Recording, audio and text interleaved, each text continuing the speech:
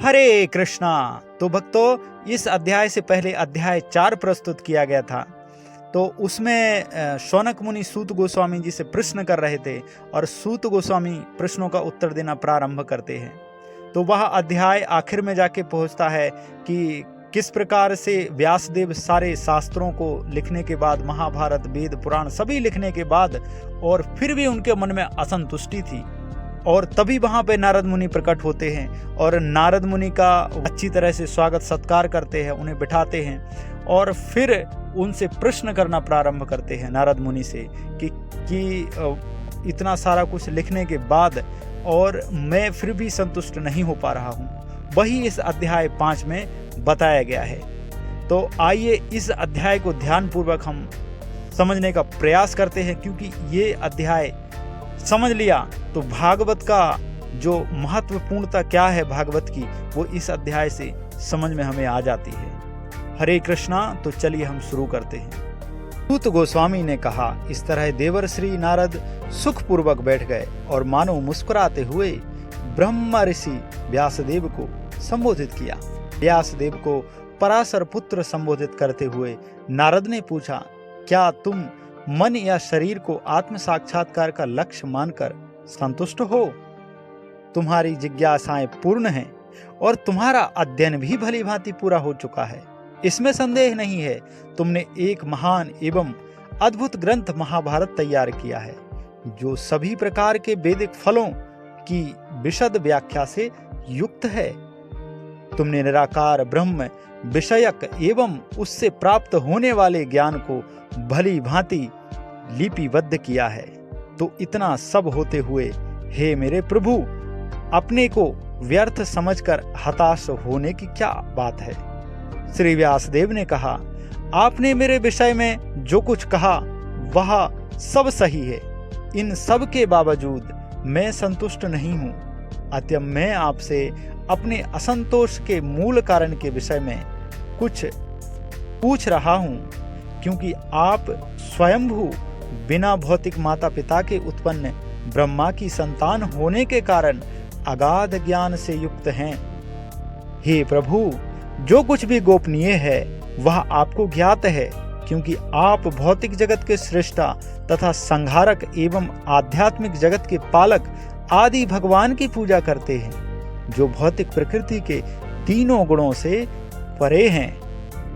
आप सूर्य के समान तीनों लोकों में विचरण कर सकते हैं और वायु के समान प्रत्येक व्यक्ति के अंदर प्रवेश कर सकते हैं। इसीलिए आप सर्वव्यापी परमात्मा के तुल्य हैं। अतः आपसे प्रार्थना है कि नियमों तथा व्रतों का पालन करते हुए दिव्यता में लीन रहने पर भी मुझ में जो कमी हो उसे खोज निकालें। श्री नारद ने कहा, वास्तव में तुमने भगवान के अलौकिक तथा निर्मल महिमा का प्रसार नहीं किया।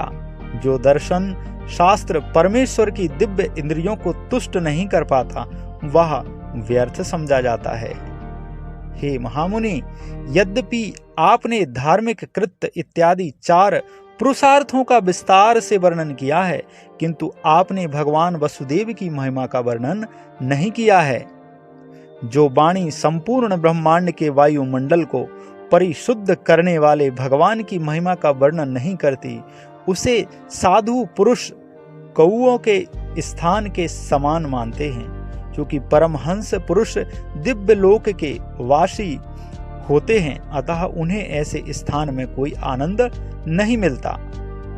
दूसरी ओर जो साहित्य असीम परमेश्वर के नाम, यश, रूपों तथा लीलाओं की दिव्य महिमा के वर्णन से पूर्ण नहीं है, वह कुछ भिन्न ही रचना है, जो इस जगत की गुमराह सभ्यता के अपवित्र जीवन में क्रांति लाने वाले दिव्य शब्दों से ओतप्रोत है। ऐसा दिव्य साहित्य चाहे वह ठीक से ना भी रचा हो, ऐसे पवित्र मनुष्यों द्वारा सुना गया तथा स्वीकार किया जाता है, जो नितांत निष्कपट होते हैं। आत्म साक्षात्कार का ज्ञान समस्त भौतिक आसक्ति से रहित होने पर भी शोभा नहीं देता। यदि वह अच्युत ईश्वर के भाव से शून्य हो, तो फिर उन सकाम कर्मों से क्या लाभ है? यदि वे भगवान की भक्ति के लिए काम न आ सकें, और जो स्वभावतः प्रारंभ से ही दुखप्रद तथा क्षणिक होते हैं। हे व्यासदेव, तुम्हारी दृष्टि सभी तरह से पूर्ण है, तुम्हारी उत्तम ख्याति निष्कलुषित है, तुम अपने व्रत में दृढ़ हो और सत्य में स्थित हो, अतएव तुम समस्त लोगों के भौतिक बंधन से मुक्ति दिलाने के लिए भगवान की लीलाओं के विषय में समाधि के द्वारा चिंतन कर सकते हो। तुम भगवान के अतिरिक्त विभिन्न रूपों, नामों तथा परिणामों के रूप में जो कुछ भी वर्णन करना चाहते हो, वह प्रतिक्रिया द्वारा मन को उसी प्रकार आंदोलित करने वाला है जिस प्रकार आश्रय विहीन नाव को चक्रवात आंदोलित करता है। सामान्य लोगों में भोग करने की स्वाभाविक प्रवृत्ति होती है और तुमने धर्म के नाम पर उन्हें वैसा करते रहने के लिए प्रोत्साहित किया है। यह अत्यंत घृणित तथा अत्यंत अनुचित है, क्योंकि वे लोग तुम्हारे उपदेशों के अनुसार मार्गदर्शन प्राप्त करते हैं, अतः वे ऐसे कार्यों को धर्म के नाम पर ग्रहण करेंगे और निषेधों की भी परवाह नहीं करेंगे।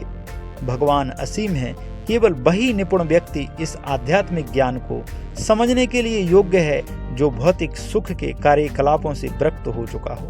अतः जो लोग भौतिक आसक्ति के कारण सुस्थापित नहीं हैं, उन्हीं को तुम परमेश्वर के दिव्य कार्यों के वर्णनों के माध्यम से दिव्य अनुभूति की विधियां दिखलाओ।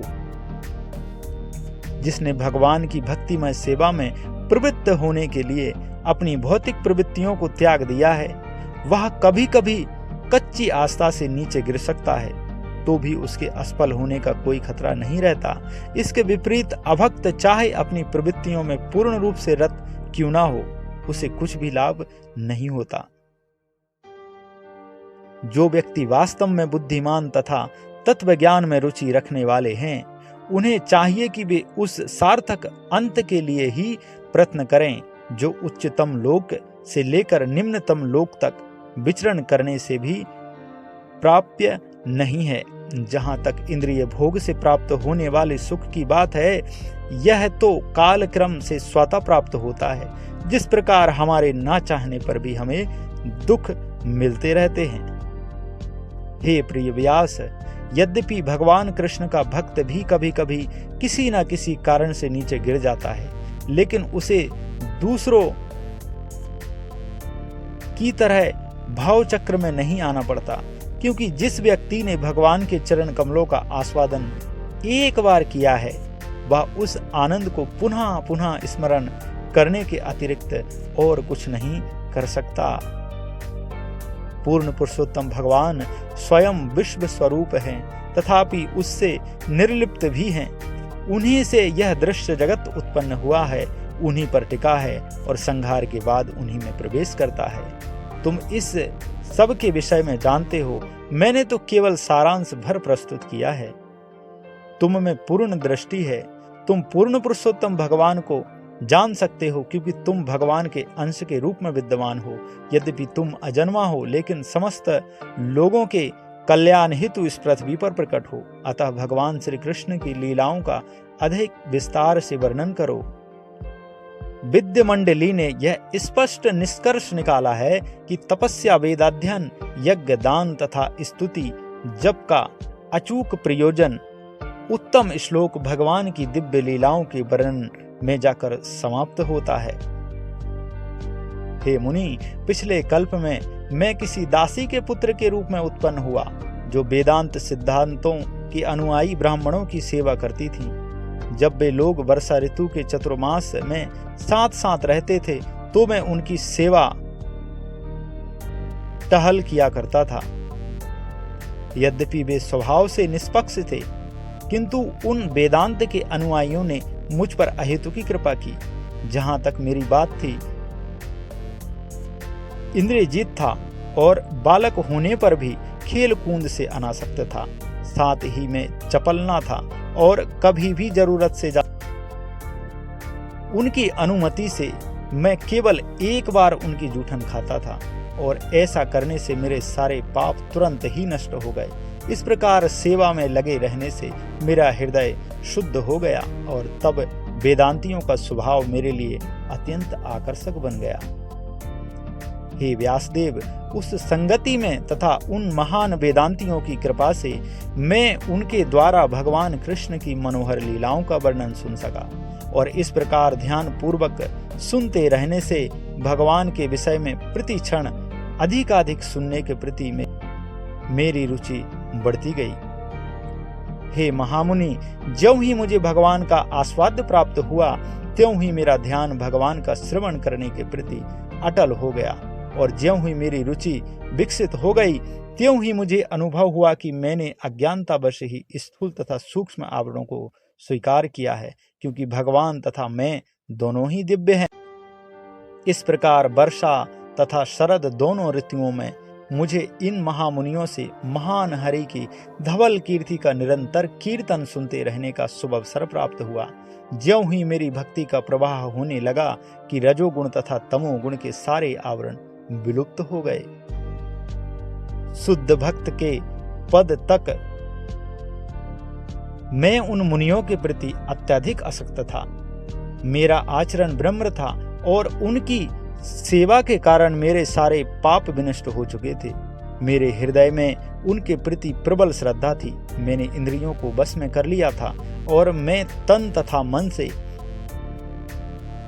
उनका दृढ़ता से अनुगमन करता रहा था। दीन जनों पर अत्यंत दयालु उन भक्ति वेदांतियों ने जाते समय मुझे उस गुह्यतम विषय का उपदेश, जिसका उपदेश स्वयं भगवान देते हैं, उस गुहा ज्ञान से मैं संपूर्ण पदार्थों से सृष्टा, पालक तथा संहार करता भगवान श्री कृष्ण की शक्ति के प्रभाव को ठीक ठीक समझ सका। उसे जान लेने पर कोई भी मनुष्य उनके पास लौटकर उनसे साक्षात भेंट कर सकता है। हे ब्राह्मण व्यासदेव, विद्वानों द्वारा यह निश्चित हुआ है कि समस्त कष्टों तथा दुखों के उपचार का सर्वोत्तम उपाय यह है कि अपने सारे कर्मों को भगवान श्री कृष्ण की सेवा में समर्पित कर दिया जाए। हे श्रेष्ठ पुरुष, भेषज विज्ञान की विधि से प्रयुक्त की गई कोई वस्तु उस रोग को ठीक नहीं कर देती जिससे ही वह रोग उत्पन्न हुआ हो।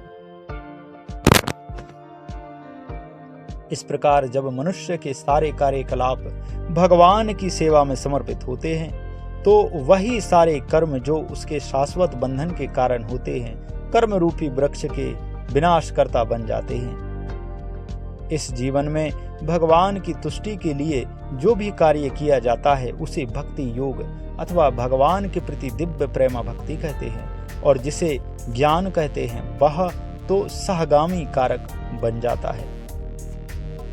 पूर्ण पुरुषोत्तम भगवान श्री कृष्ण के आदेश अनुसार कर्म करते हुए मनुष्य निरंतर उनके नामों का तथा उनके गुणों का स्मरण करता है।